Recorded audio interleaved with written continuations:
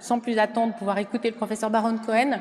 Juste très rapidement vous dire que j'étais très honorée de présider ce comité scientifique, que je voudrais bien sûr remercier et citer devant vous.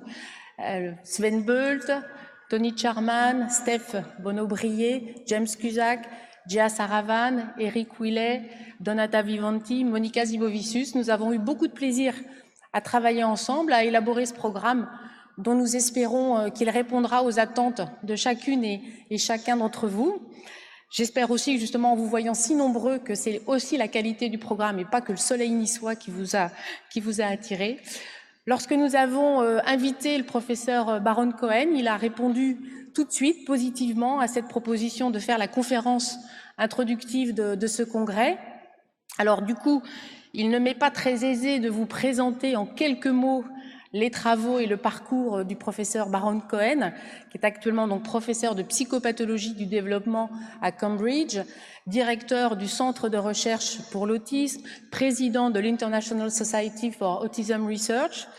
Avec ses équipes, il a publié plus de 450 articles dans des revues internationales de très haut niveau. Ces travaux sont non seulement à l'origine de théories absolument fondatrices dans la compréhension de l'autisme.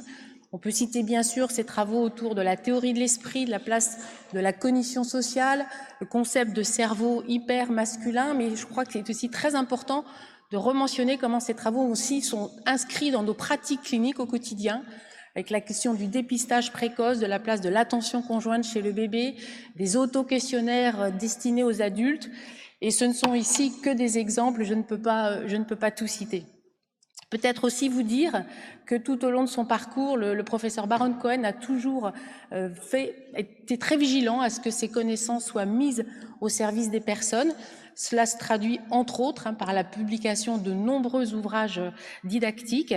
Et puis un dernier mot sur le fait qu'il a été invité en 2017 à prononcer un discours aux Nations Unies sur la thématique des droits de l'homme et de l'autisme.